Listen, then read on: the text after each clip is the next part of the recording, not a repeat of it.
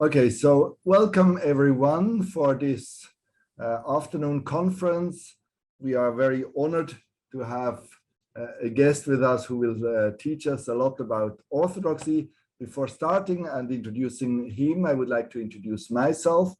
My name is Tobias Brandner. I am a professor at the Chinese University of Hong Kong at the Divinity School of Chung College. I am originally from Switzerland, but I have been living here for about more than 25 years. 我们当中有很多的内地的同学，欢迎你们。我是基本上说英语的，本来是说德语的哈，不过现在我们有这个英语的 talk，希望大家都可以明白。如果你们有什么问题，你们也可以用普通话问我们。不过我们基本上今天的下午的talk 就是用英语的哈。Okay, so let me go on introducing myself. I've been here in Hong Kong 25 years, and I am teaching history of Christianity and world Christianity studies, related studies here. And I have had the chance to work together with the Institute for Sino-Christian Studies for many years in various forms. I have led many groups of church people, of theologians, to the ISCS. More recently, I have had the chance to publish a book in Chinese with Ming Feng Press from ISCS. The English name is Tradition, Transmission, Transformations, a Critical History of Christianity from the Time of Jesus to the Eve of the Reformation. 普通话就是合久必分，从耶稣时代到改革前夜的西方基督教批判史，希望我说的对。And yes, and then I have had 2 years ago the chance to work together with ISCS on an invitation of a global conference of the global network of study centers on Christianity and theology. So we have had a very close cooperation, and so I'm very grateful for the invitation to lead through this afternoon. Now, this afternoon is our speaker today is Cyril Hovorun, Father Cyril Hovorun. He is originally from Ukraine. That's where he first began his studies, not in theology, but in theoretical physics, before moving on to the study of theology at the Theological Seminary and the Academy in Kiev. He is an archimandrite, that is a priest of the Orthodox Church. An archimandrite is a monastic priest, and so he has been on various levels involved in the Orthodox Church, also in leadership position, and he got his Master of Arts and his PhD in theology from the University of Durham in the United Kingdom. That's also, and he taught theology in a number of confessional and public institutions around the world. He has been a visiting professor in various universities and seminaries all around the world, and also many of them in China, where he has given lectures. So some of you might have met him before or heard of him. His strong relationship to the ISCS goes back to the time of around 13 years ago, 12 years ago, when he was the chairman of the Department of Theology at the Doctoral School of the Russian Orthodox Church in Moscow. It was during that time that the Institute of Sino-Christian Studies had regular contact with Father Hovorun. Today, Professor Hovorun is teaching at the University College in Stockholm, but he is still traveling around the world, giving talks. Right now, he is in Uzbekistan, I just learned, giving lectures there and visiting the church. Throughout the past years, he has regularly been publishing. Among his many publications are the recent publication, Political Orthodoxies, the Unorthodoxies of the Church Coerced, which appeared 3 years ago in Minneapolis in Fortress Press, and 2 years ago in Ukrainian translation. And also a few years ago, the book From Antioch to Sion, an Evolution of Nestorianism, which had been published in 2014 in the Chinese Orthodox press in Chinese. Now, we may at some point show you the link to his CV if you want to learn more about the speaker. But today's rundown, just that you know what you can expect, we will have first around the 1 hour lecture by Professor Hovorun, and after that I will give a short response, highlight some topics, some issues, and possibly also raise a question, and then there will be time for you to have around 20 to 30 minutes of question and answer. So if you have a question, please write your question into the question and answer box. There will not be a possibility for you to raise the question personally. So please put your question either in English or in Chinese in the question box, and we will then bring the question to the attention of our speaker. So without further ado, I would like to introduce or to welcome now Cyril Hovorun to start his lecture. Welcome, Cyril. Greetings to everyone. Greetings to the Institute of Sino-Christian Studies. Greetings to the Chinese audiences. It's a privilege to lecture. I used to come to China quite often, every second year. So I also supposed to come to China this year in the fall, but because of the pandemic, it was impossible. So we decided to have this online, and I hope next time it will be in person. We all miss personal lecturing and personal contacts, of course, but still I didn't miss an opportunity to be as close to China as possible. That's why I came to Central Asia, to Kyrgyzstan and Uzbekistan, which was the kind of the borderline of ancient China. I just visited a place which used to be the most western outpost of China under the Tang Dynasty in Kyrgyzstan. So I'm quite close to China in my heart and physically, so to say. And indeed, my talk will be on the topic which can be also bridging different cultures. And indeed, it used to bridge to connect different cultures in the past. And I hope it will be reutilized for, bridging different traditions. Theological within Christianity, between different religious traditions, indeed. Well, the topic of theosis, which is a Greek word, which can be translated as divinization, this concept seems to be kind of forgotten or confined to some pockets of traditions, so to say. But I think the ongoing study of theosis demonstrates that it used to be widely spread. I just want to mention, for instance, the work which is in the process of preparation by the Oxford University Press. It will be titled the Oxford Handbook of Theosis or Divinization, which will be published by international scholars who contribute to this volume. And this volume demonstrates that the idea of theosis, the idea of divinization, is pertinent actually to many theological traditions that are not directly associated with theosis. Like, for instance, the traditions of Lutheranism, of Reformation, quite surprisingly. So there will be contributions about the Lutheran perception of theosis, or in the Catholic Church, which is also not renowned for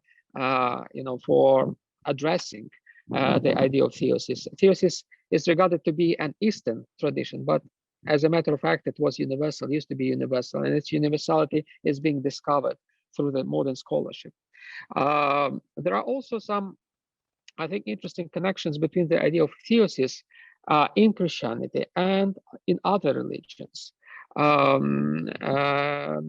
Certainly, it was a very prominent, this idea of theosis, divinization, had a prominent place in the Greco-Roman religion, from which Christianity somehow borrowed a lot of things. And well, as you know, Christianity was born in the context of the Roman Empire, the Greco-Roman world, but also far in the East. the idea of theosis was popular.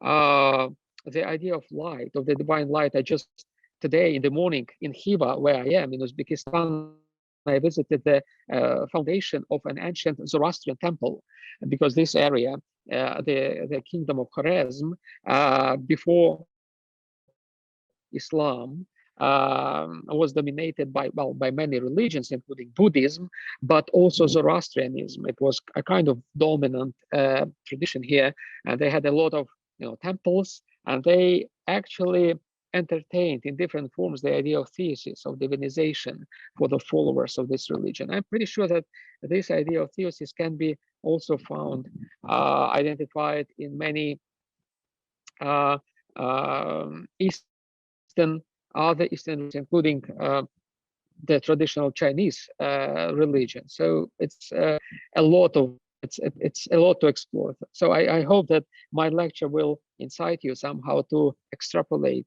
this idea of theosis to your own religious context, if you want, and to identify some ideas which are close to the idea of theosis in my own tradition, which is Eastern Christianity.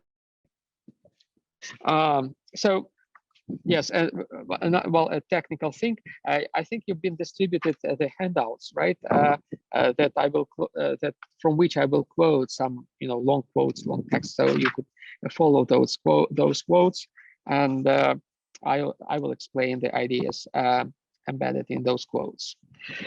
So the Christian doctrine of theosis, in many points, even if superficially, resembled the traditional philosophy and religion, meaning the Greco-Roman religion and the Greco-Roman philosophy, which at that time was not, they were not separated. They constituted one thing. Yeah, can you hear me? Yeah. Could you try to turn yourself the volume up a little bit? You are. Yeah, sure. I can speak a bit louder, maybe. That would be good. Yes. Sorry for the interruption. Can you hear me now? I think it's a bit better. Yes. Yeah, that's fine. That's fine. Thank you for. Perfect. Thank you. Thank you. Is it better? Okay, good. I'll be good. Excellent. So essentially, the Greco-Roman philosophy or religion were not two separate things as they are in our times. In our times, philosophy is considered to be a secular, kind of secular tradition, secular activity, in contrast to religion, which is a metaphysical activity. In the ancient times, they constituted one single package, one single thing, and there were just two different aspects of the same thing, philosophy and religion. So in both ancient philosophy and religion, theosis constituted an important element in both of them. And it started as early as the earliest samples of the Greek mythology. Greek mythology brought up many examples of apotheosis. Apotheosis was the Greek word for divinization.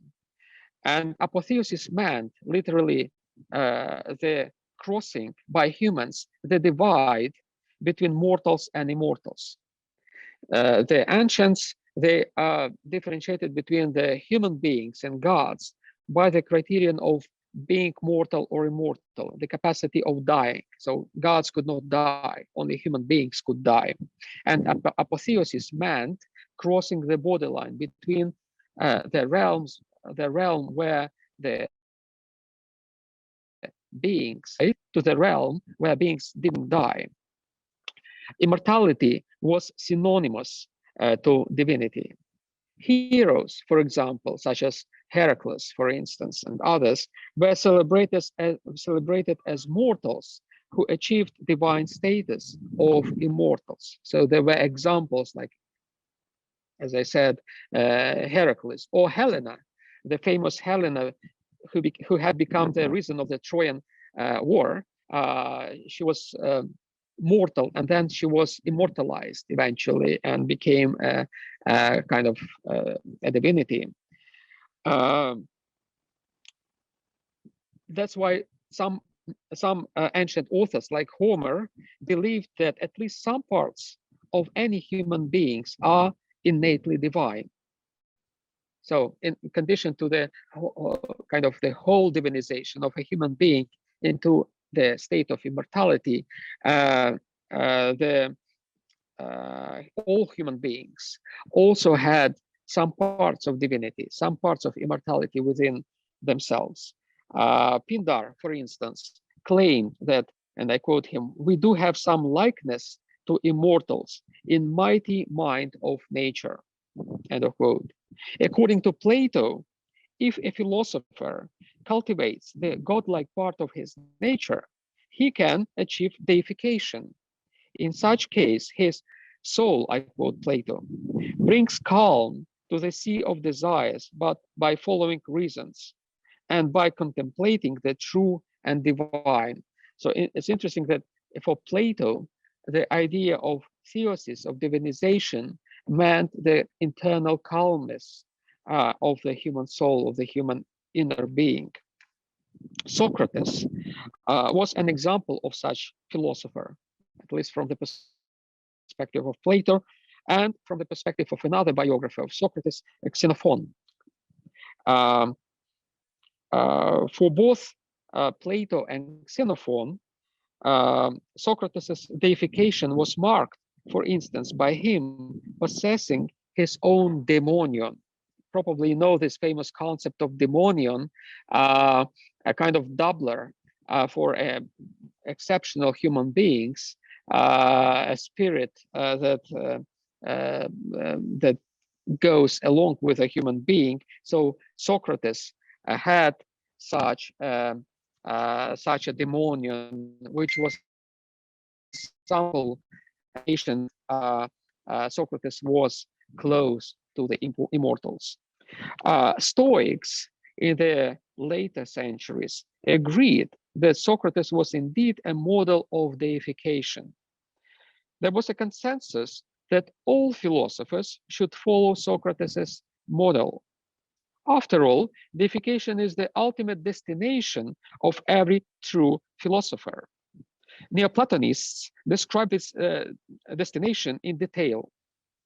Neoplatonists who, at the stage after the Stoics, continued the thought of Plato and combined it with the thought of Aristotle.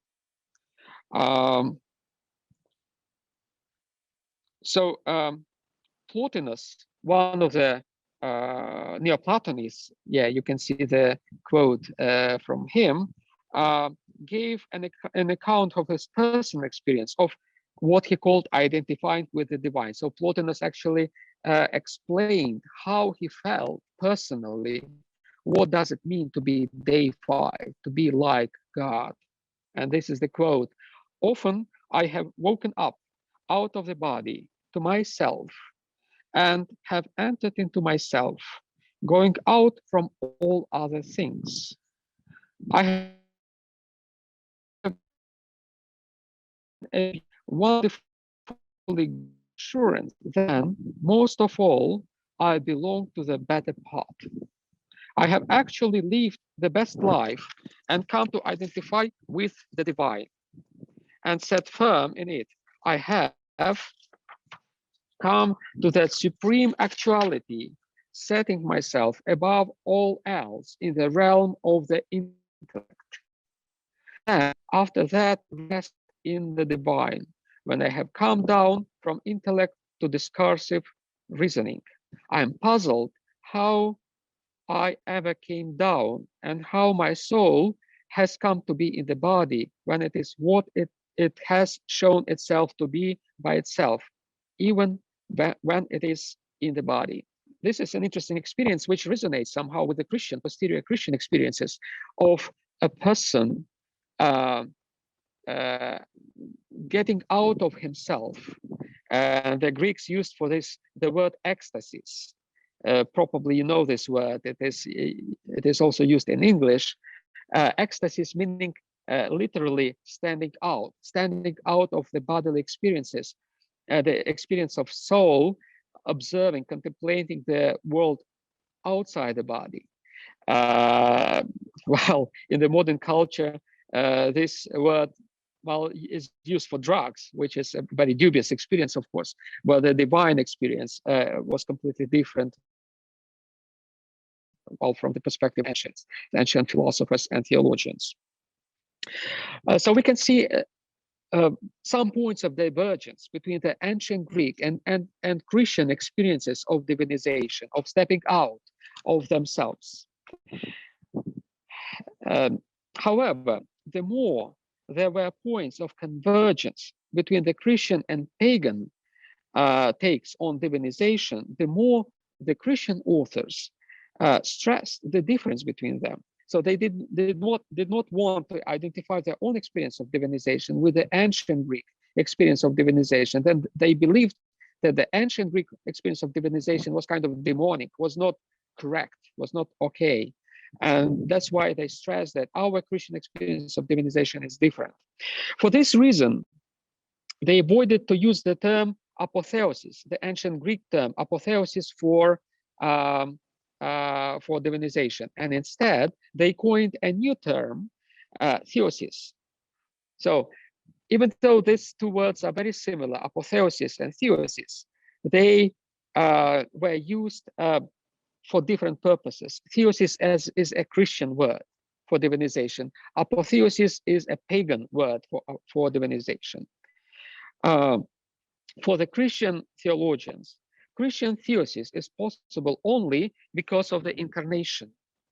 As in the incarnation, God appropriated humankind, so all human beings can appropriate divine qualities through their participation in the incarnation. They can become like God without, however, turning to God. So that was the difference between the Christian idea of divinization and the pagan. For the pagans, human beings could become actual gods, could like live in Olympus, could be like gods and essentially turn to gods. For Christians, human beings can always be only like God, but never can turn to a divinity themselves. Theosis for Christians is a perichoresis with the divine properties, which mirrors the perichoresis of divinity and humanity in the person of Jesus Christ. Perichoresis is kind of mutual penetration. That is the Greek word which means mutual penetration. So the Christians believe that being in divinization can adopt some qualities, some properties of God, but those properties do not make them God, do not make them divine beings. They remain human beings. Their nature remains the same, but some properties that they adopt, they are divine, and that makes a person, a human being, divinized.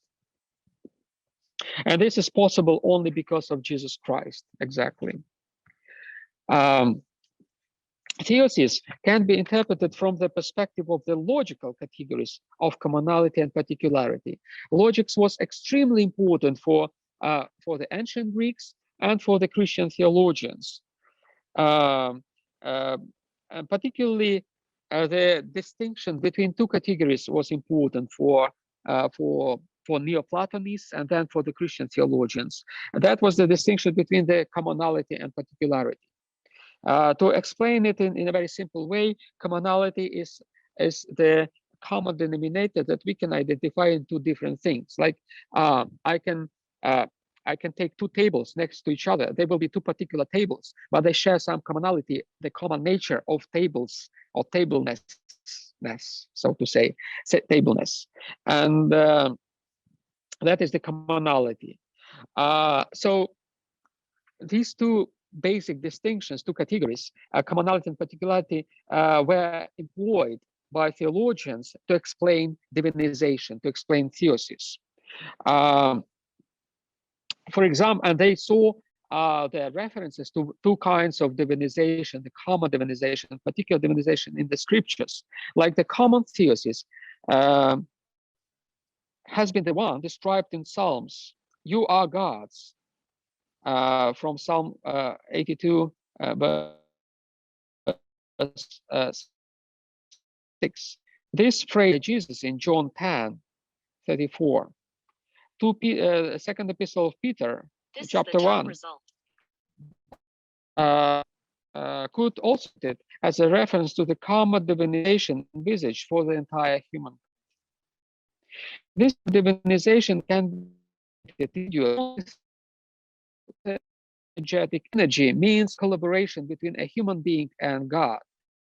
It means that the divination happens as a divine act, but it requires human participation, human agency. That is called, that is what is called a synergy. As a result of synergy between God and human beings, only some achieve particular divinization. In the Eastern Christianity, they are regarded saints.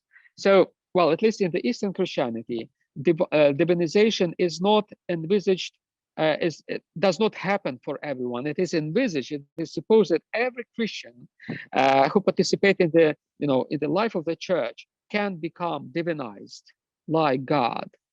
But it does mean that everyone does become like God. Only saints do this, and saints constitute a sort of normativity for the Christian life. So divinization constitutes the norm, but not everyone achieves this norm. Theosis can be also perceived from the perspective of differentiation between what is given and what is assigned to the human nature. That is another important category, which was which goes back to Aristotle at least, and was particularly appropriated by Christian theologians. So they differentiated between something which is given to human nature and something that is supposed to be achieved by every individual human being. So theosis is the ultimate assignment for every human being. At the same time, every human being has a godlike part in his or her nature, which is in the patristic literature has been denoted as isotheon, or equal to God, being equal to God. So isotheon is another important concept in the Eastern Christian theology of divinization. It comes together with theosis. Like theosis is a potentiality for the human beings, and isotheon is the actuality for human beings. Isotheon is isotheon as a feature of the common human nature, and its potentiality actualizes the particular theosis of an individual human beings. The word isotheon was widely used in the classical antiquity. It was essential in the Greek mythology and referred to demigods and heroes. Dramatic and hermeneutical texts also often used it to praise their protagonists, such as Odysseus. So Homer often referred to Odysseus as the one who is isotheon, equal to God. In the period of late antiquity, when Christianity was born, Neoplatonic philosophers made occasional references to isotheon. Iamblichus, for instance, stated that God-equal deeds, isothea erga, cannot be done without help of the gods. It's interesting that Iamblichus also stressed the idea of synergy, of collaboration between human beings and gods in achieving the status of divinization. In the patristic literature, Cyril of Alexandria, who was a kind of prominent, a key theologian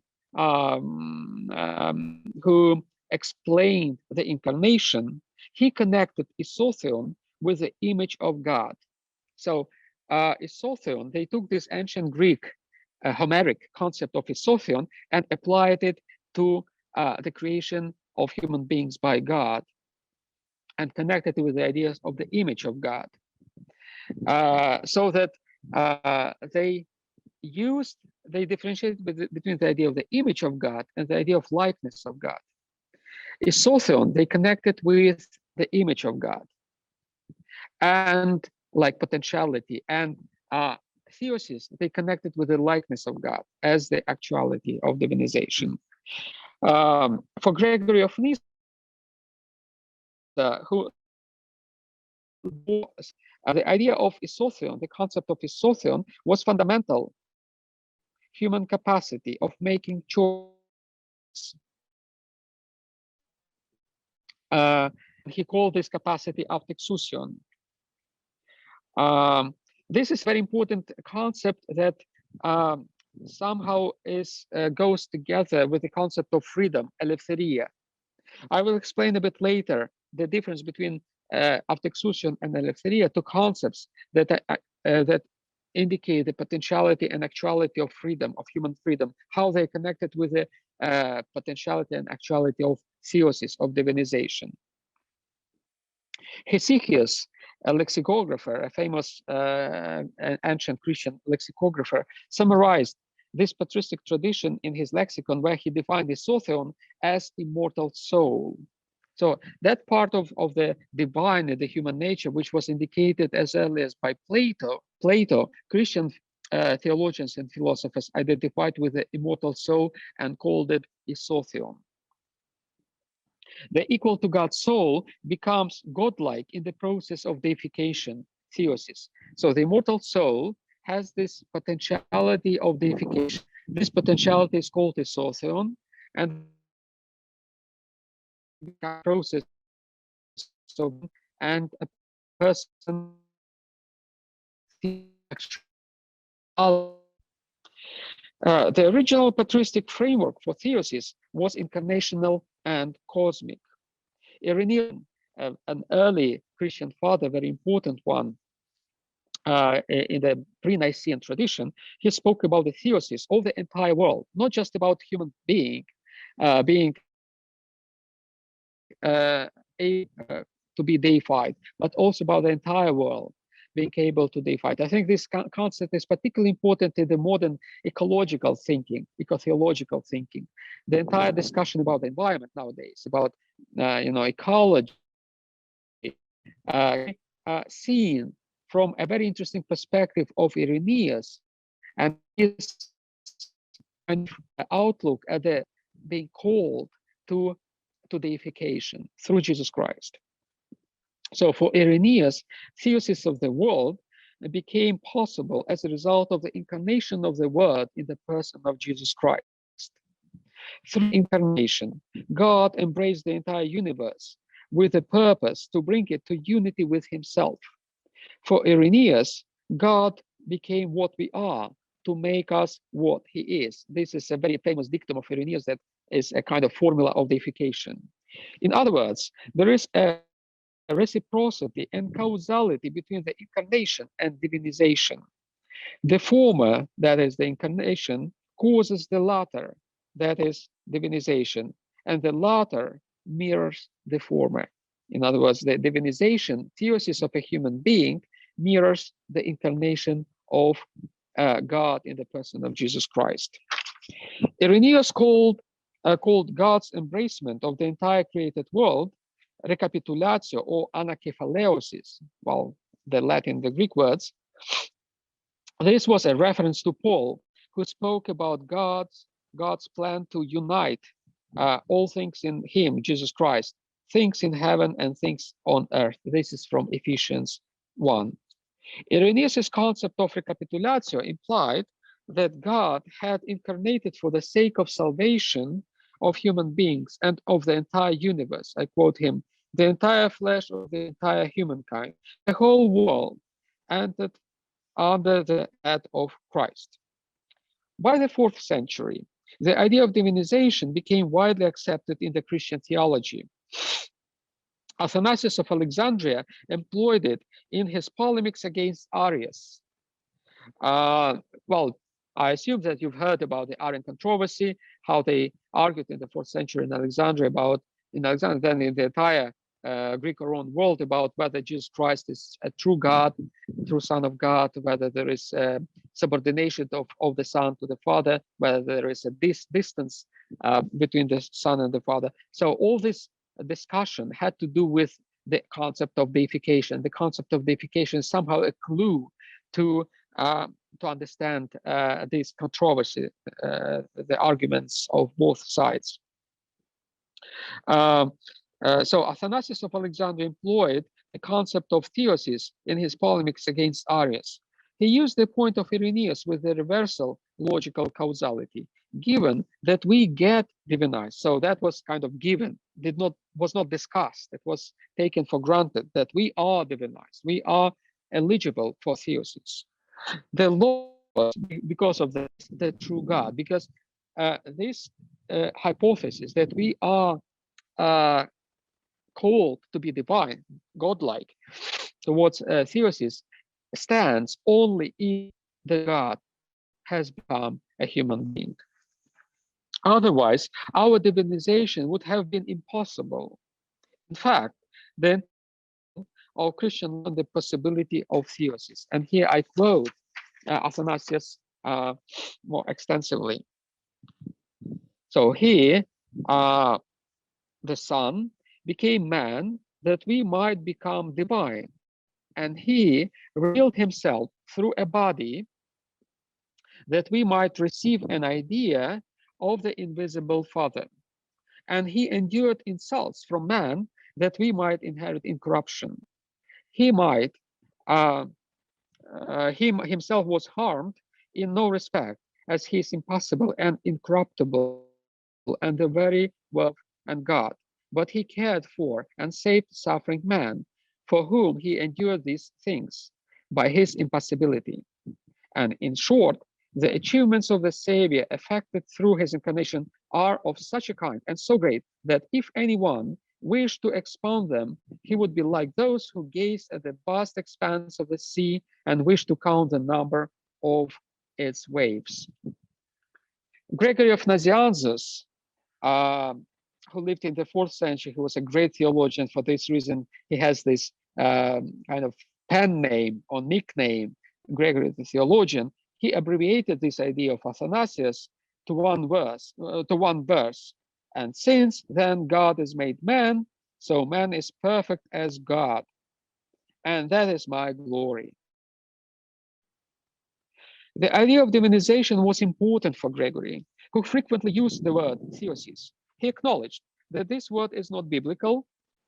That's why, while it was kind of a debatable term, some more creative theologians did not accept it, but Gregory insisted it is appropriate to express this biblical teaching.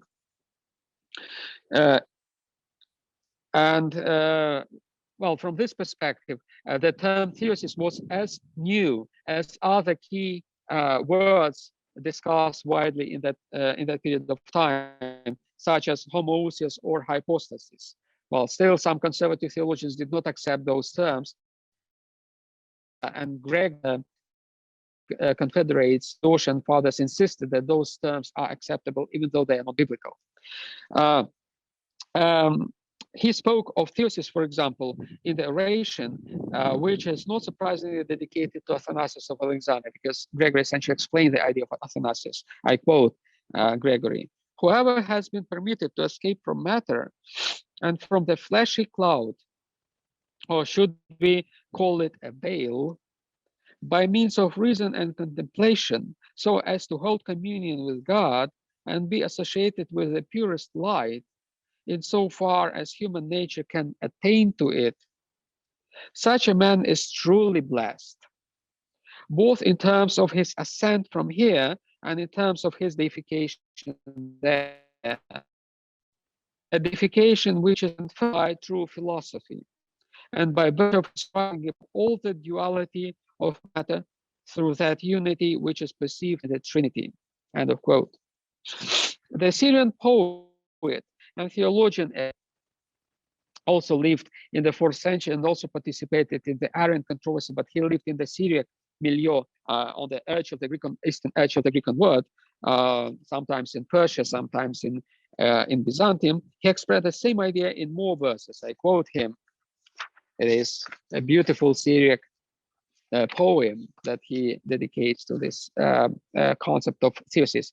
"It is he who was begotten of divinity according to his nature, and of humanity, which was not according to his nature, and of baptism, which was not his habit, so that we might be begotten of humanity according to our nature, and of divinity, which is not according to our nature, and of the Spirit, which is not our habit." So this is a direct reference to deification of our humanity, which is not natural for us, but which we can achieve owing to the incarnation of God.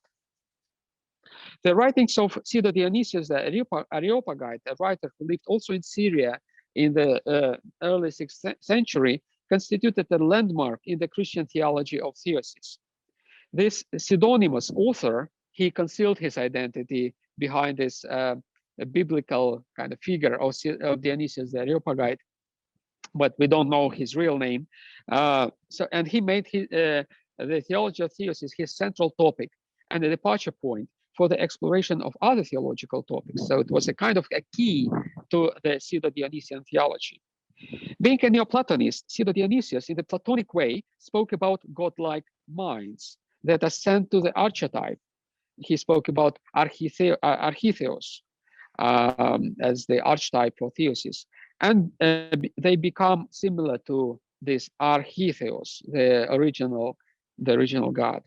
As a Christian, however, Pseudo-Dionysius specified that this archetype has names, the Father and the Son. Pseudo-Dionysius went further than any other Christian theologian before him in asserting that a human being can become not only godlike, but also father-like and son-like.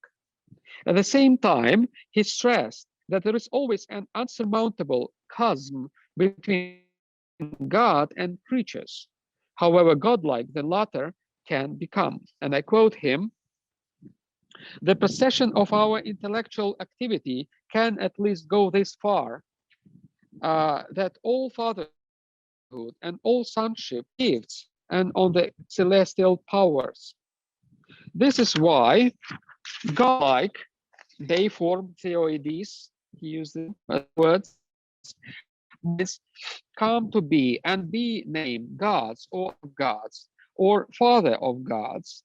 Fatherhood and sonship of this kind are bestowed by that supreme source of fatherhood and sonship on us, brought to perfection in a spiritual fashion, that is incorporeally, immaterially, and in the domain of mind.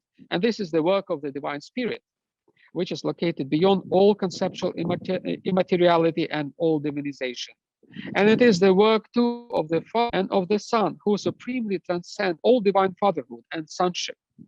In reality, there is no exact likeness between cause and cause, for the cause carry within themselves only such images of their originating sources as are possible for them, whereas the causes themselves are located in a realm transcending the cause, according to the argument regarding their source. End of quote.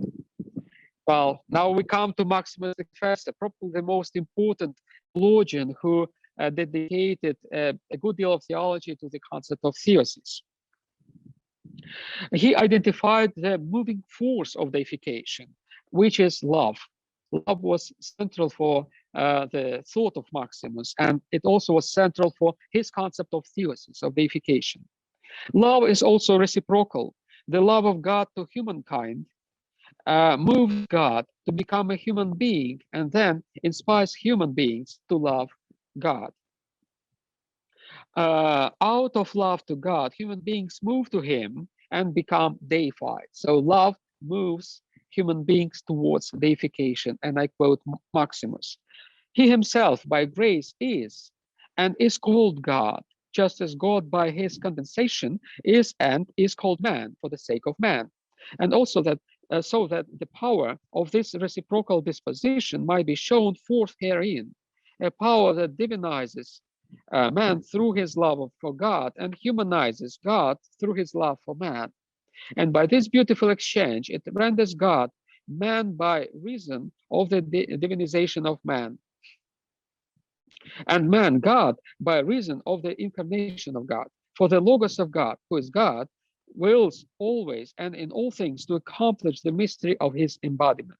So essentially, Maximus says the same as his predecessors, that God becomes a human being in order to make a human being divine. And he adds, however, to this concept that it is love that drives God towards incarnation, and it is love that brings human beings to similarity with God. Maximus thus added an important nuance, yes, to the basic thesis that God became a human being to make a human being divine. And he presented the loving reciprocity between God and human beings as two distinct ages, the age of the incarnation and the age of divinization of human beings. And I quote him, he would become man in a manner known to him, and at the same time make man God through union with himself. And thus, he wisely divided the ages, determining that some would be for the activity of his becoming man, and others for the activity of making man God. Maximus described the age of theosis as mirroring the process of incarnation. And I quote again, we must henceforth await those other ages that are to come for the actualization of the mystical and ineffable divinization of human beings, in which God will show the overflowing riches of his goodness to us, completely and actively affecting divinization in those who are worthy.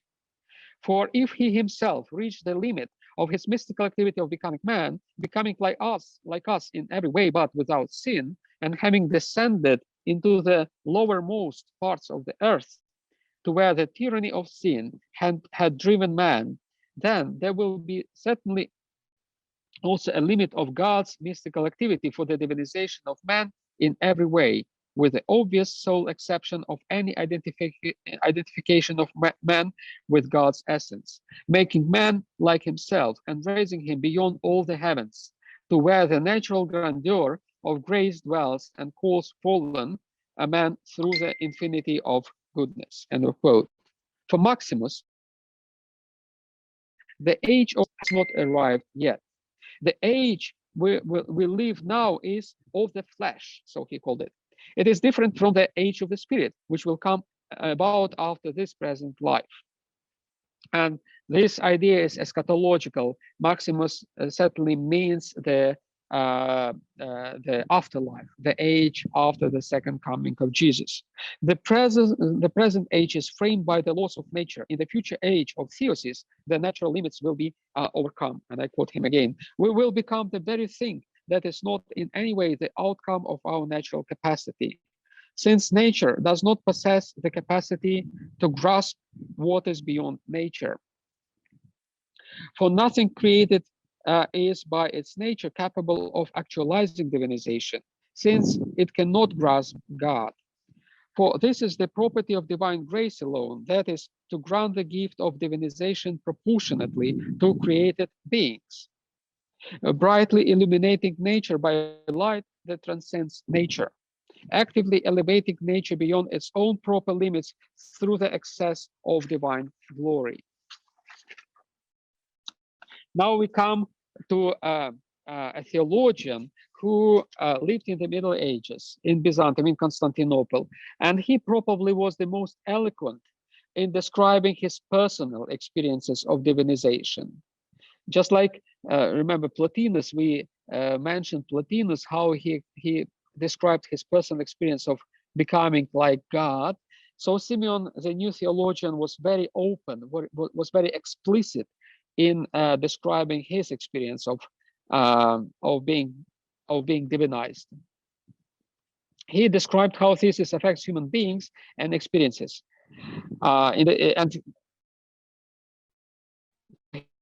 him is the source of such experience. And I quote him, "My hand is Christ and my foot is Christ." Well, Simeon wrote these verses after taking communion, and this was his experience of, contemplating himself being transformed, transfigured after the divine liturgy, after taking communion, Eucharist. And he continues, "And I, miserable, am a hand of Christ and a foot of Christ.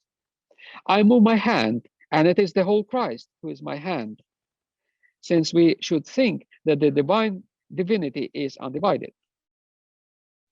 I move my hand, and behold, it shines like he himself. Do not say that I am blaspheming, but rather accept this and venerate Christ, who makes you such. Thus, you have recognized my finger to be Christ, and even my pudendum did you not tremble? Did you not feel shame when you said that Christ is like my uncomely member? I suspect that you pronounce blasphemy. So for Simeon, the entire human being, the entire human body can be, excuse me, my leaves can be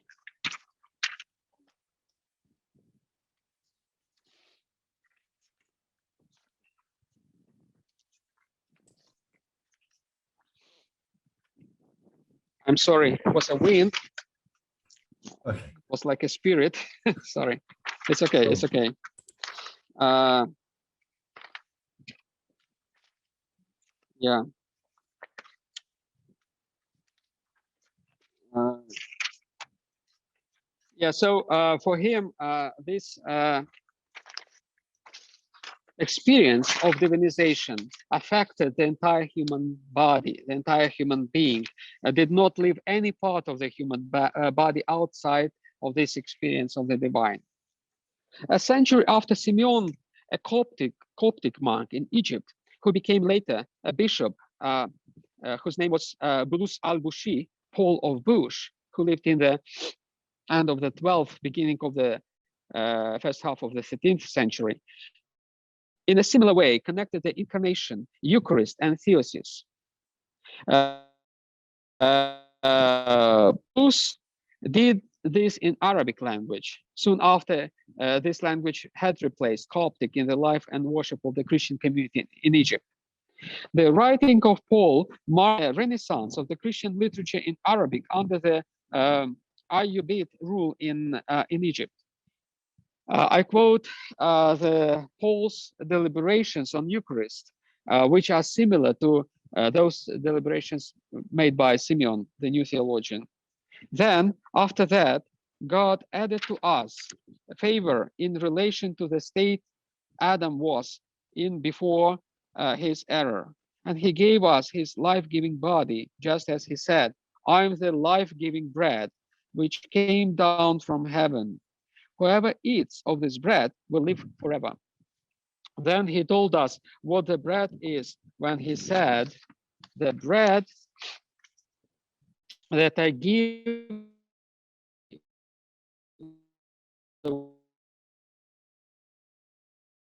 even a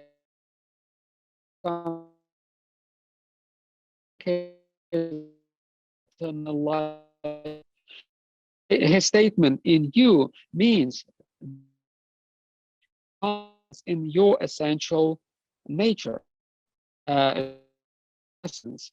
It is not external to you, nor is it alien to you. He settled that matter when he said, because my body is true, true food, and my blood is true drink.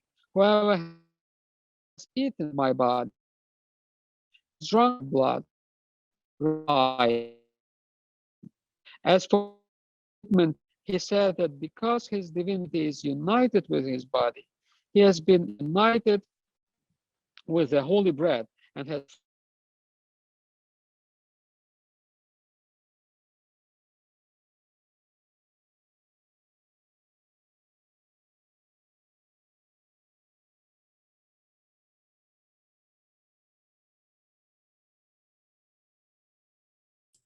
Yes, it seems to be that Cyril has to come back in again.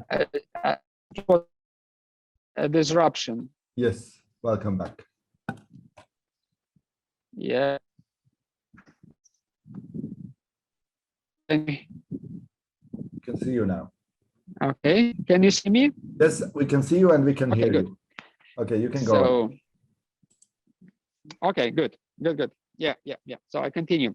I continue quoting Bulus al-Bushi. He has been united with the holy bread and has transformed it into his body in truth and not merely in likeness. Then he said the greatest thing when he made a statement, just as the living Father sent me, and I have life on account of the Father, so too whoever eats me lives on account of me.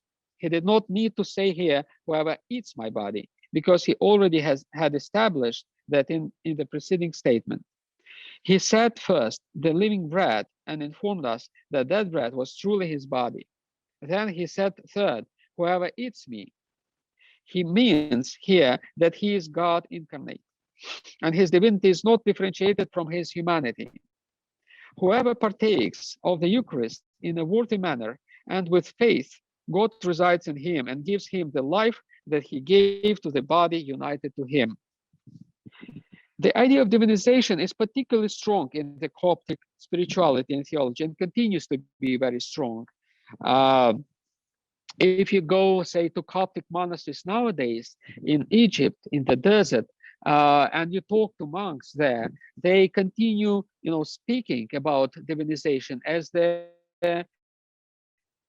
kind of immediate experience. It continues to be very important, and we can see this in the writings of the modern Coptic writers and theologians, such as a modern spiritual writer, Mata al-Maskin, Matthew the Poor, who lived very recently, and he died only in 2006. He was an important figure in the Coptic theology and the Coptic spirituality, spiritual writer, and he reflected on the centuries-long Coptic tradition of theology of theosis. Similarly to Paul of Bush, Matthew wrote in Arabic, and I quote him. He wrote, there occurred a change which the Father termed as deification through the mediation of Christ. Human nature has undergone a heavenly recreation from water and from the Spirit. It has achieved with God grace. End of quote. Oh no, sorry, I continue the quote.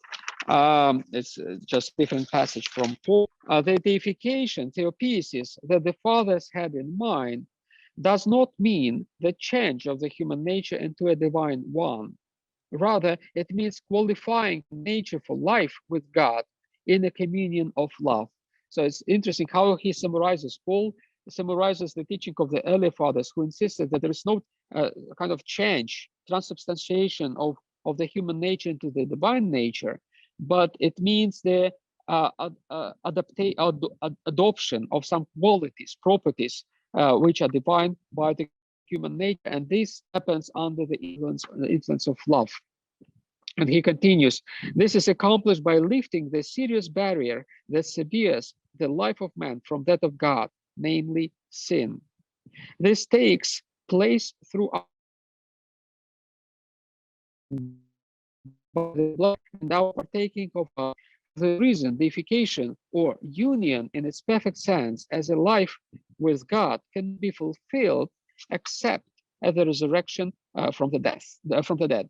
But we have been granted means of grace, commandments, and the divine power by which to conquer sin, the world, and the life of this age.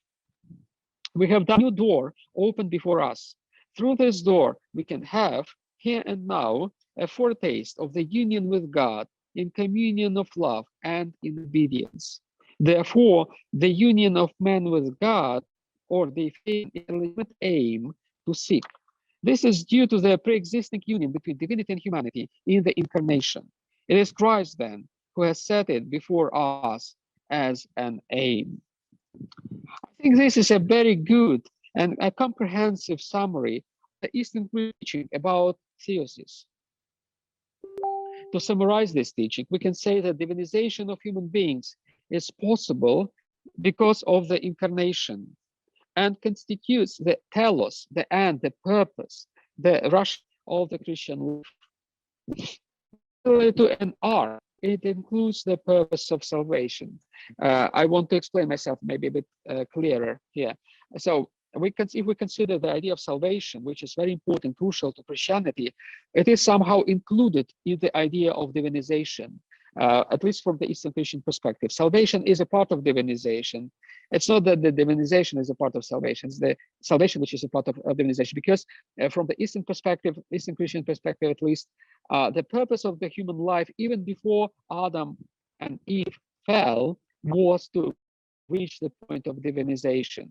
And after they fell, they had to be restored first to be saved, and then to continue their journey towards deification. That's why in the Eastern Christianity, at least, divinization is a kind of an arc that surrounds salvation.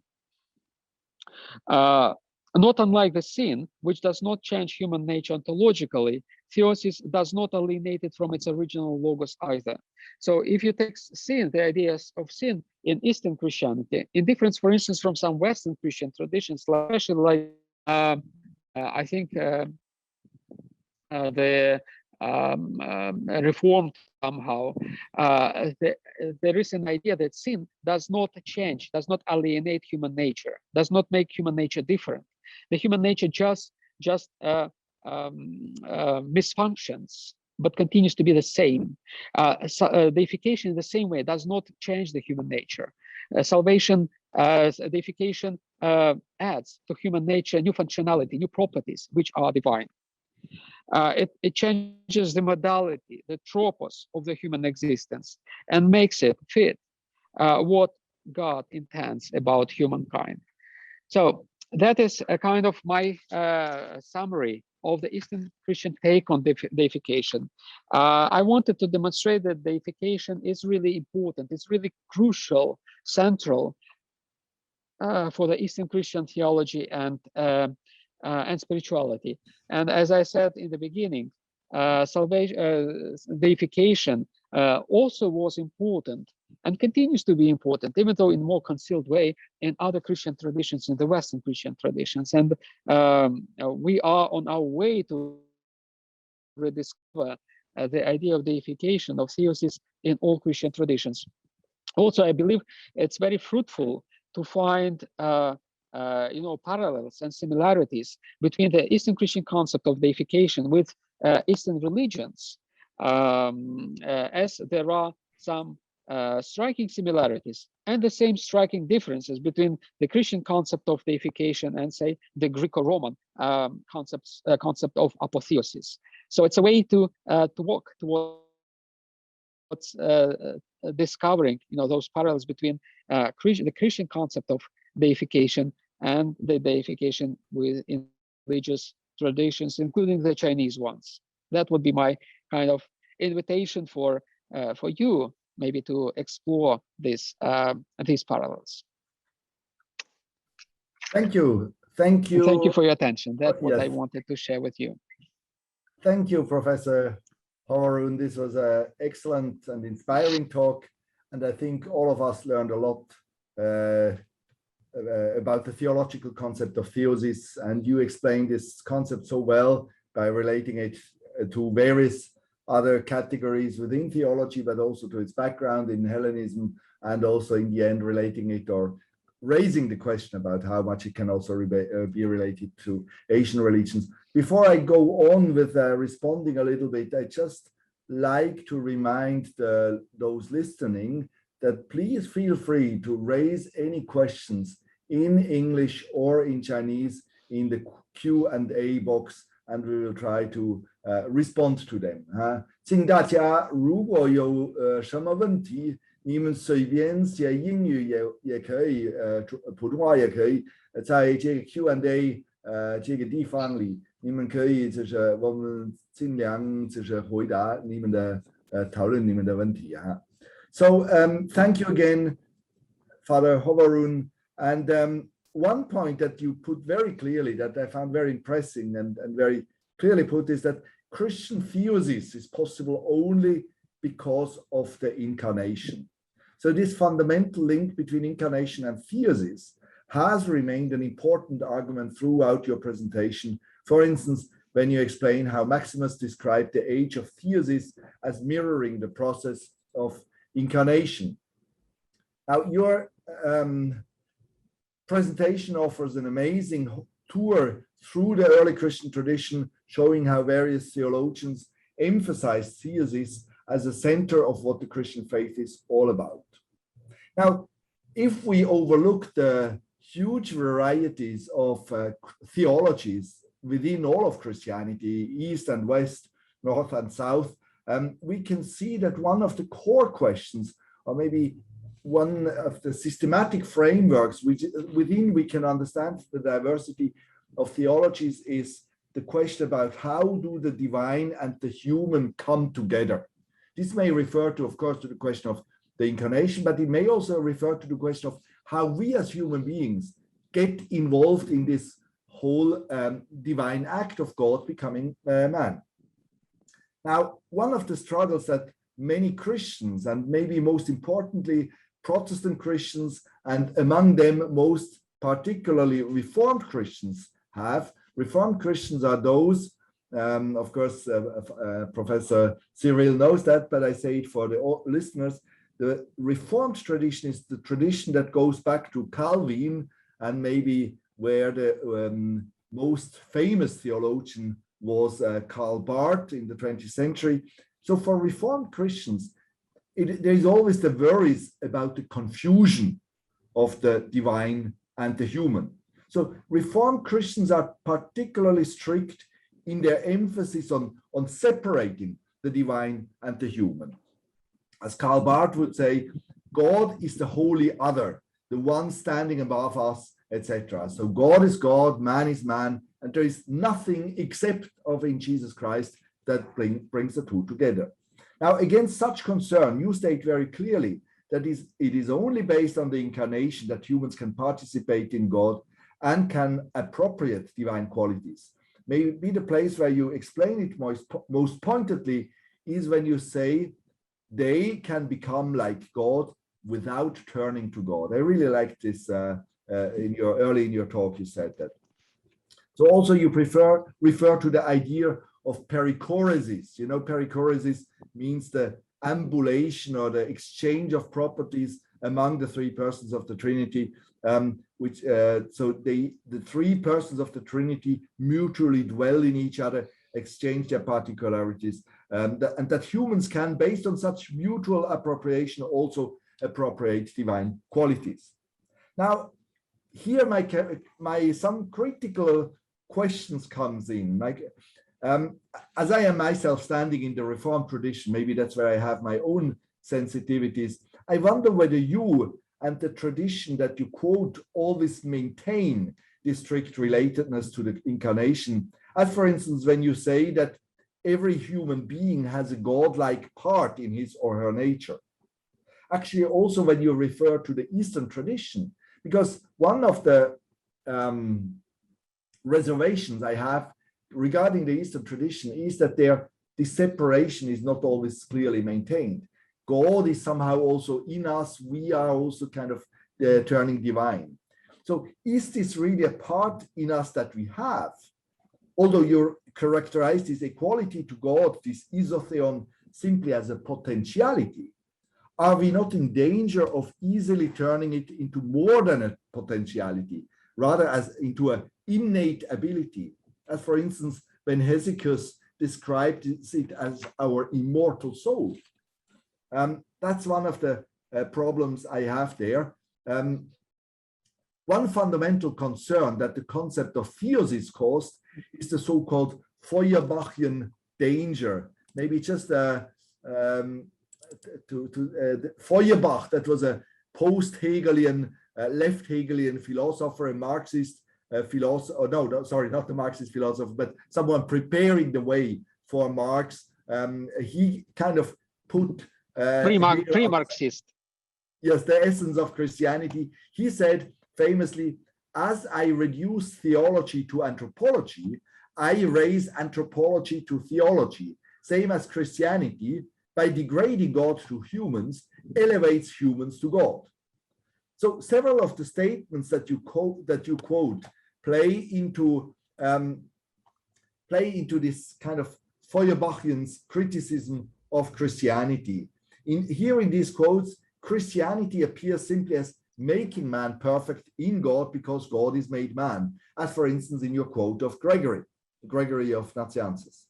So, but on the other side, and I really appreciate that, you do mention several theologians that remove the concept of theosis from human achievability. I found this already the case in Irenaeus' category of anakephalaiosis or recapitulatio, which seems to be clearly an eschatological category. So not something that happens within this world, but happens at the end of the times. So this builds the eschatological horizon of God's actions.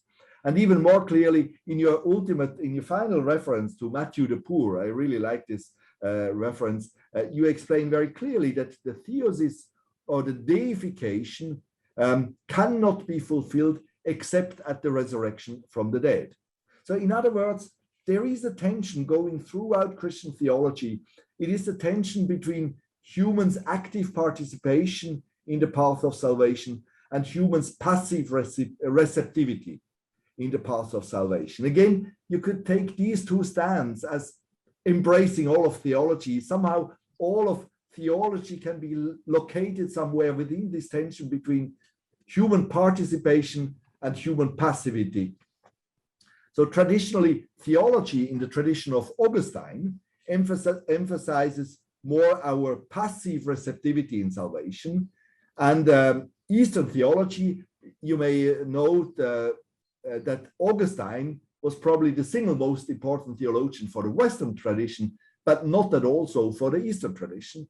So Eastern theology emphasized more our active participation in this process and our gradual progress. Yet again, this is not just a duality between East and West, because also in the West, we have traditions such as the Methodist or the Armenian tradition, or also partly the Roman Catholic tradition, that emphasizes more some level of participation of humans in the path of salvation.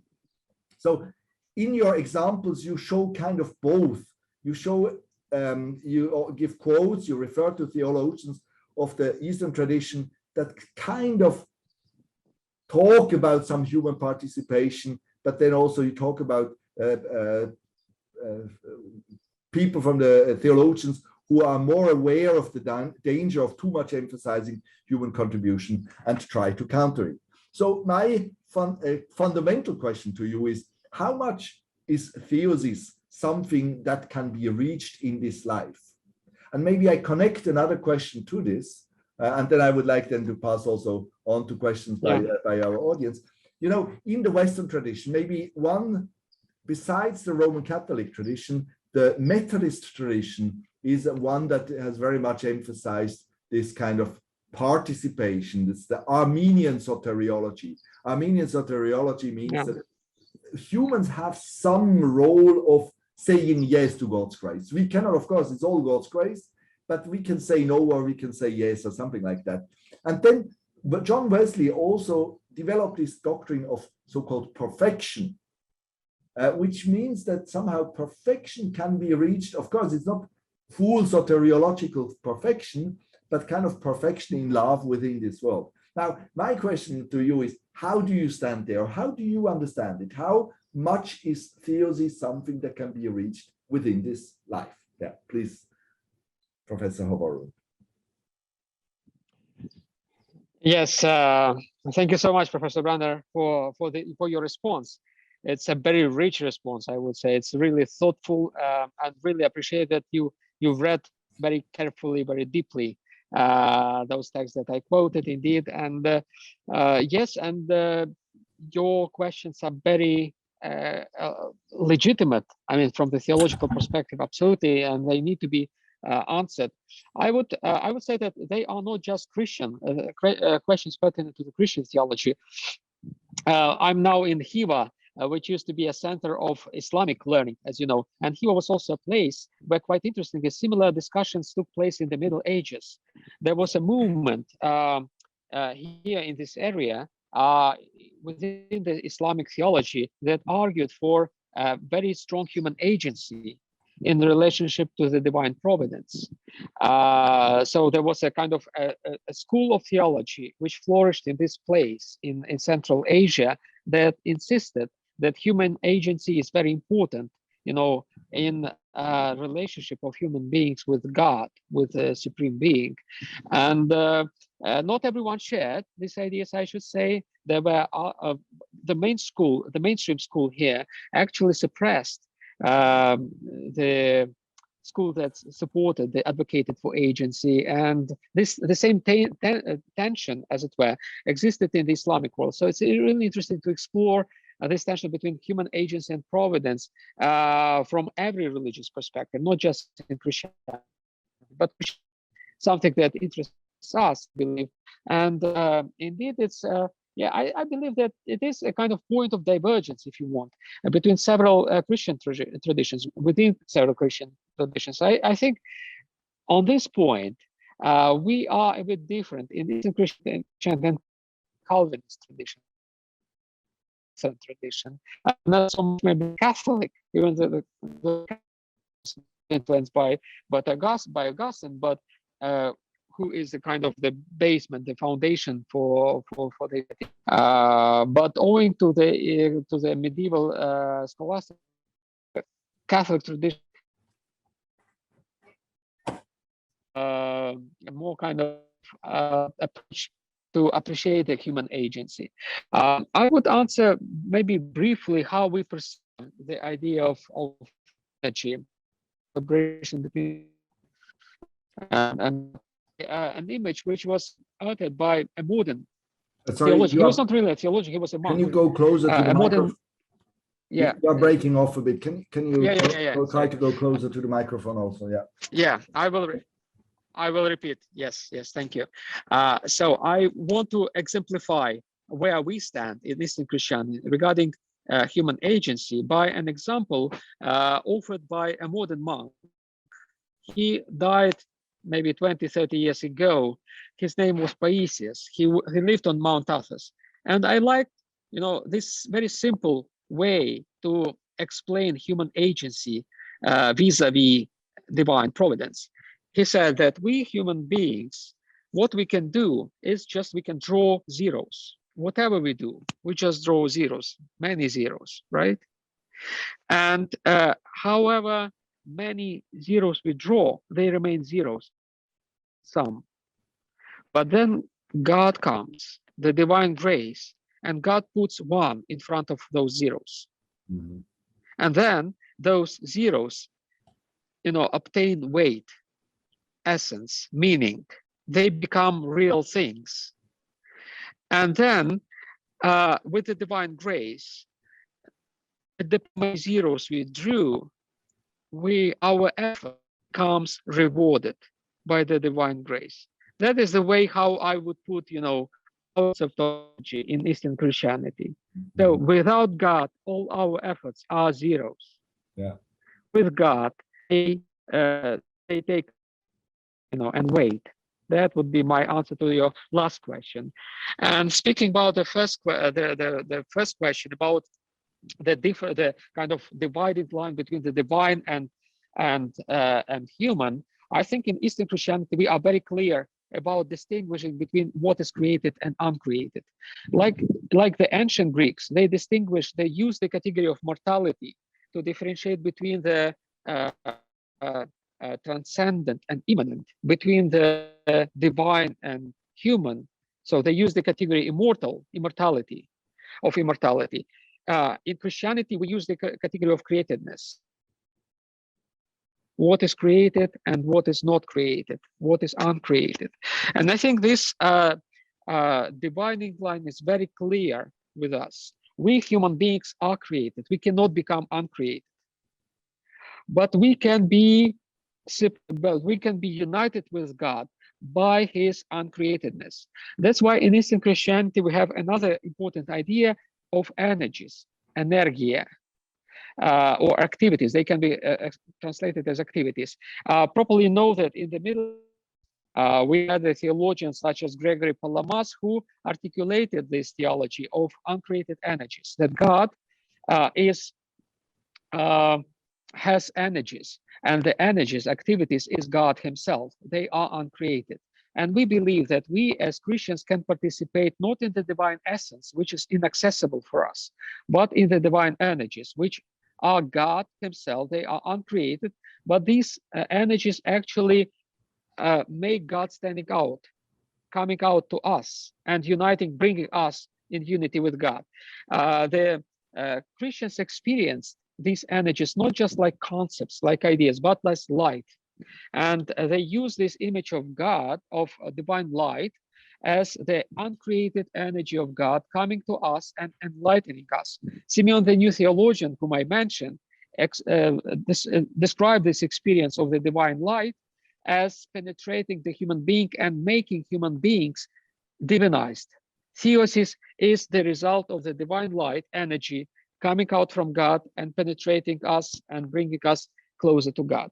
Of course, we still distinguish between God and human beings in the process of theosis. I personally use the term distinction as different from separation. In Christology, in the Christian East, we differentiate between those two concepts, distinction and separation. We can separate two things. It's a physical process of separation. And in this sense, God is separated from human beings because God is uncreated, human beings are created. But in Jesus Christ, they came together to the extent of not being separated, but being only distinguished. And in the process of theosis, believe that in theosis, in a human being, God becomes united with a human being to the extent of not being separated, but being distinguished. So that is a kind of important nuance that we use. It means that God remains God. Human in beings. There's a huge chasm still between God and human beings. The chasm that cannot be bridged by human effort. Through Jesus Christ, this chasm is bridged. Which is our theory. That would be your questions. Thank you, Father Cyril. We have now 5 questions here, so if there is anyone more, please write in now, because I will stop. I don't want to go beyond maybe 4:40, another maximum 20 minutes. We actually plan to finish it by half, but I would like to give justice to those who have asked questions. So so you have to be relatively short, Professor Hovorun.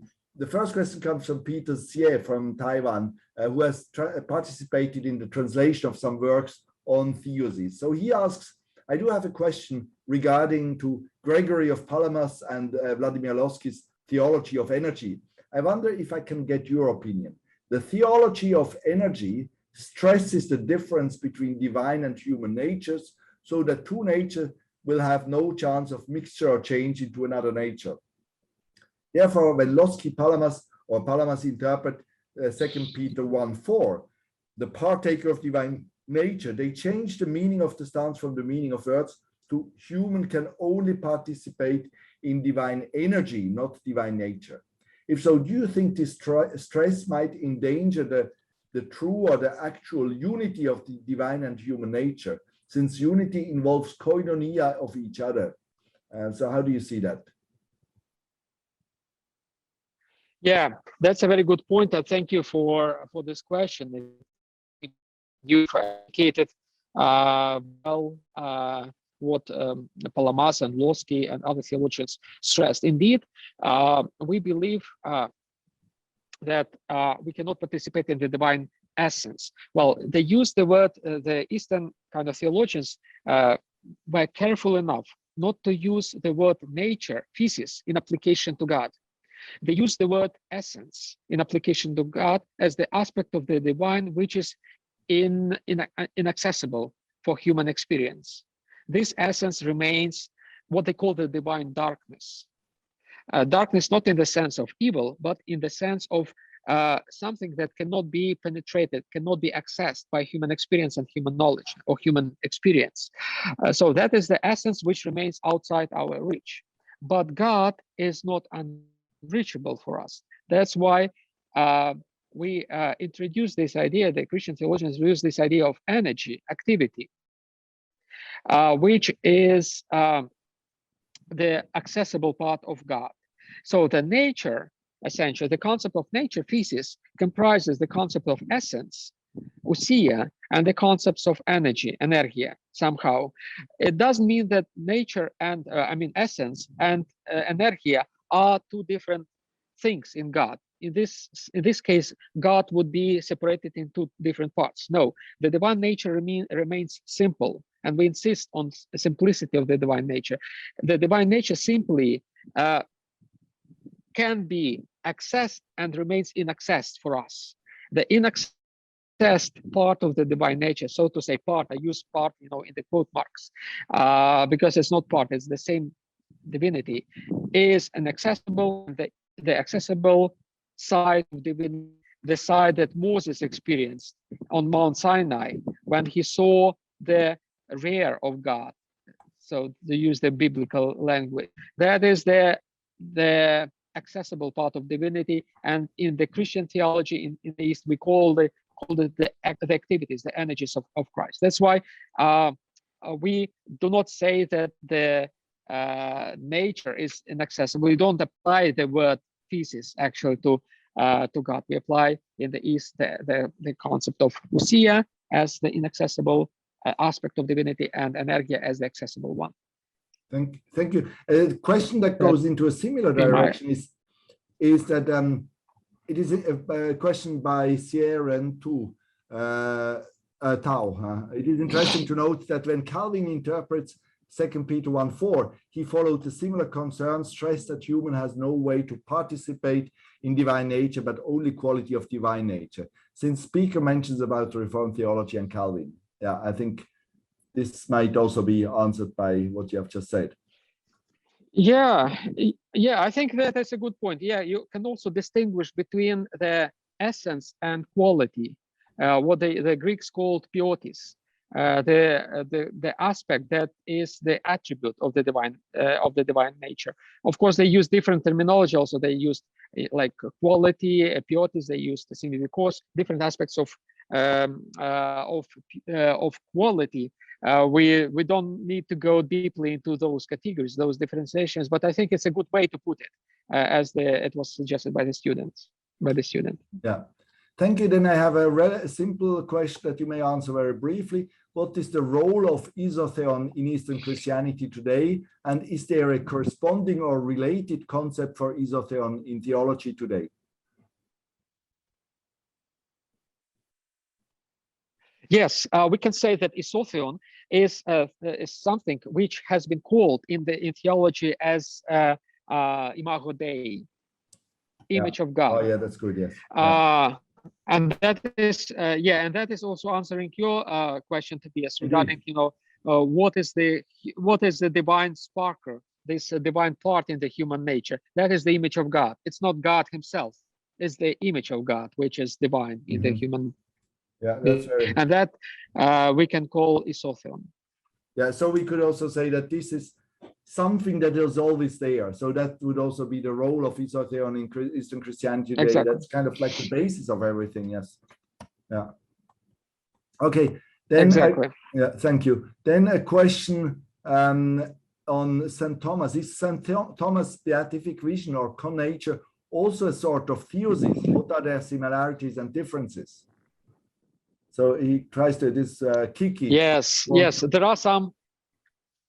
Yeah, thank you. Yes, it's a very. I think there are some similarities and some differences, Thomas, some irreconcilable differences, I would say, because Thomas insisted that we can experience the divine essence immediately. Something that in the East we do not exactly share, because we still believe in the Christian East that we do not have access to the divine essence. We cannot contemplate the divine essence even in the future age aeon after the resurrection. The essence remains completely inaccessible for created beings, however saint, holy they are. We have only access to God through the divine activity, something that Thomas did not actually envisage himself. Yes, that I think there is this kind of difference between Eastern Christianity and the Western Get closer Christianity, to the Roman microphone. Catholic tradition in particular, going back to Thomas. Yeah, I think there is still a difference between. Can you? Not clearly now. Now? No, still not well. Can you hear me? Not well. Okay. Now, is it better now? Yes, now it's better. Yes. Is it better now? No? Yes, better, better. Okay, sorry. So yes, yeah, I believe there is a kind of a point of difference which has not been yet surmounted somehow by theologians, by modern theologians, between East and West regarding the concept of the vision of God, how we envisage the vision of God in the East and in the West.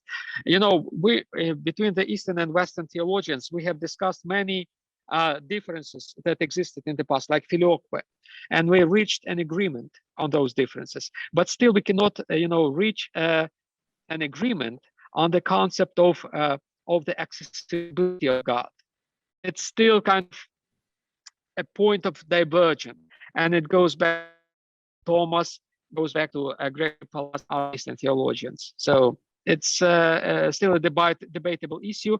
We insist in the East that God is inaccessible in his essence, cannot be plated his essence even after the second resurrection, can be still contemplated in this life through the divine uncreated energies. Okay, please, for all the attendants, don't ask any questions anymore. I close now the questions. We have still a couple of questions going on. I would like to take two questions together. The question by Shirley from the Divinity School and by an anonymous attendee. The question is divinization a kind of status moment, or is it a journey of life? And the other question that is maybe closely related is, does the the sin coming into the world affect the plan of divinization?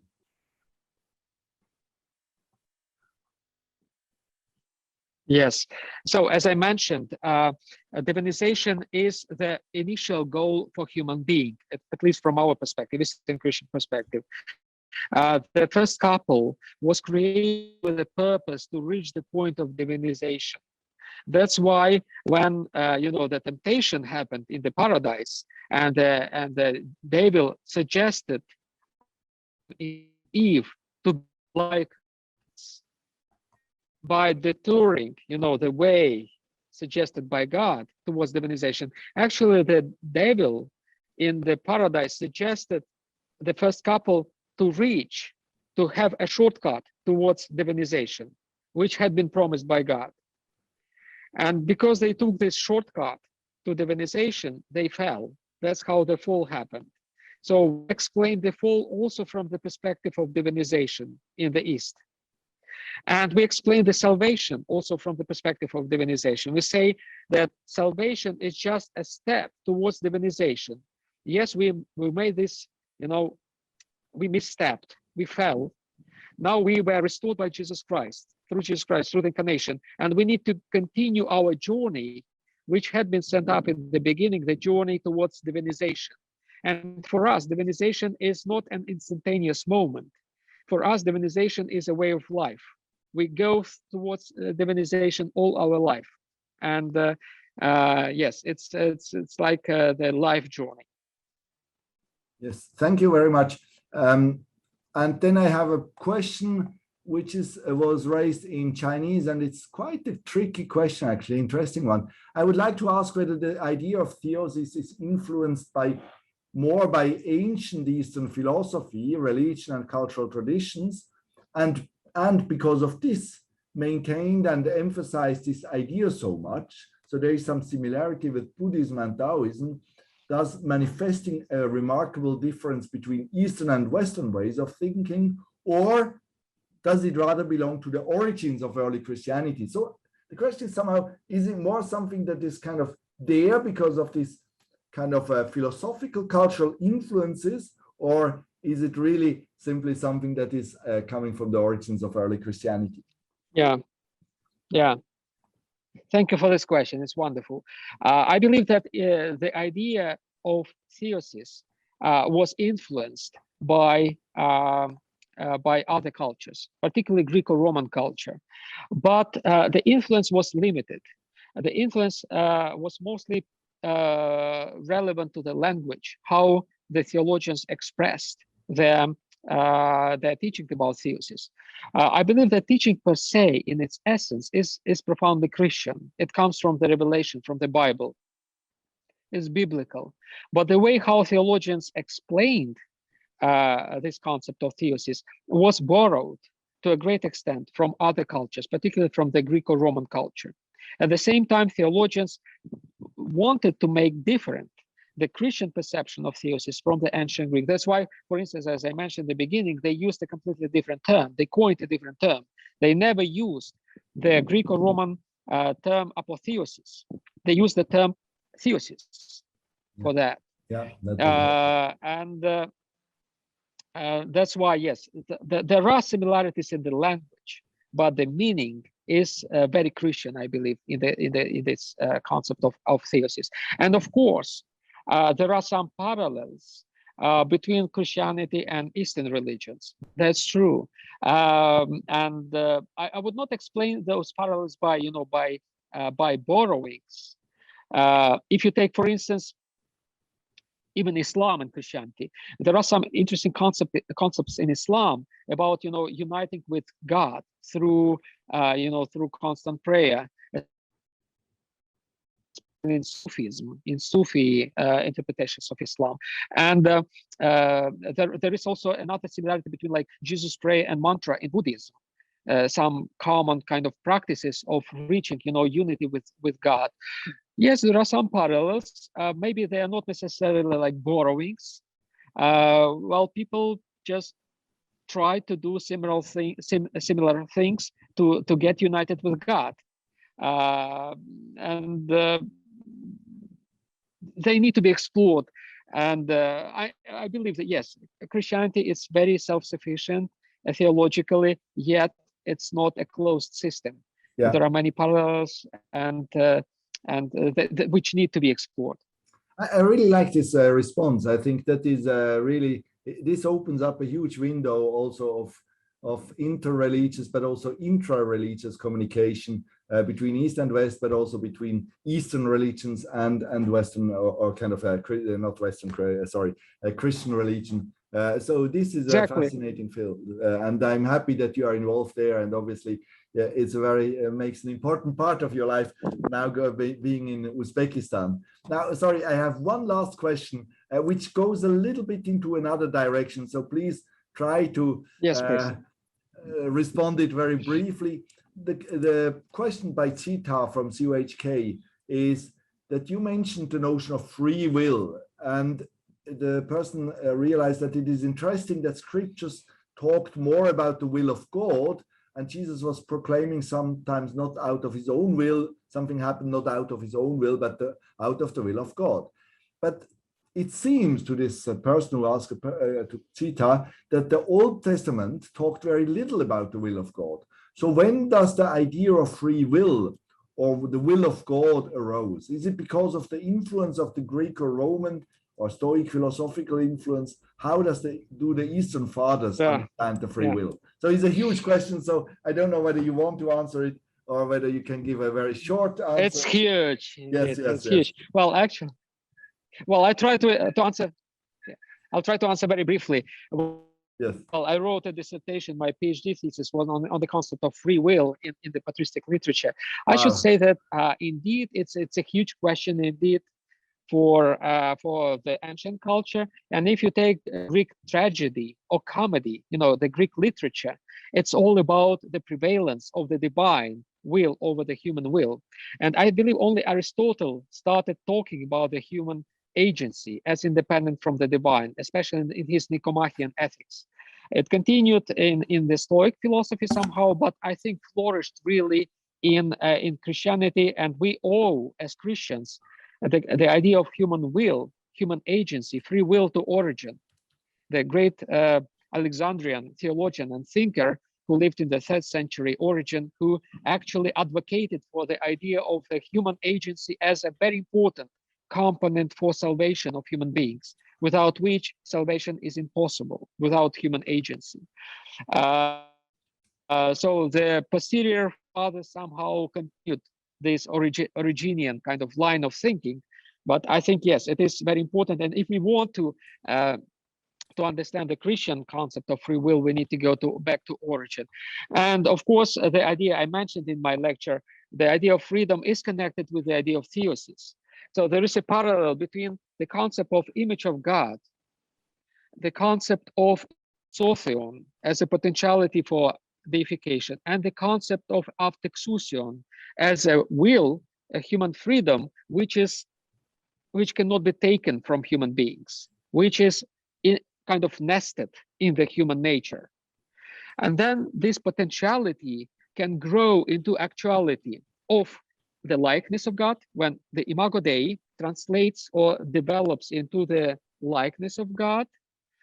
In terms of theosis, it means divinization. It means that isotheon becomes theosis, the actuality of the deification, and freedom, the potentiality of freedom, aftexousion becomes eleutheria, the freedom in Christ, the fullness of freedom, which is the goal of Christian life.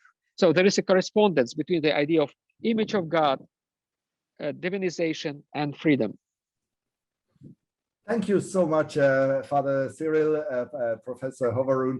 I think your questions, your answers to these many questions showed us, your ability to also engage with hearers and the audience, and they were very helpful to add to your interesting talk. So I'd like to thank all those who participated in this talk, who raised their questions, for your attention, for your thoughtful participation. It was a pleasure to have you. It was a pleasure to moderate this talk, and so I hope we get in touch soon again physically. Visit us here in Hong Kong, be it on the Tofungshan or here at the Chinese University, and I trust that you will be traveling soon again when borders are more open again in China, so that some of those listening from China or from Taiwan or elsewhere can hear you live. So we wish you all the best, and in the name of thank you so much. Thank you so much.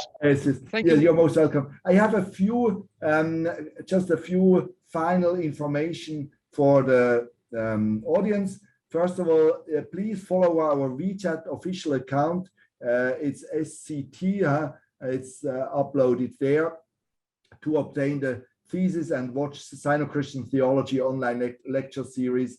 You may also visit our website, on our website, the Logos and Pneuma journal, which is now uploaded to our website for free. So whenever you want to learn more about this kind of this East-West dialogue, the work of Sino-Christian Institute, go to the website and see what you can find there now free for download. Then I would also like to point out to the next lecture, which will take place on the October 22 at the same time, 3 to 4:30 p.m. So that's in a week's time. The topic will be sins and boundaries, the Catholic conception of sin in late Ming and early Qing China and its social significance.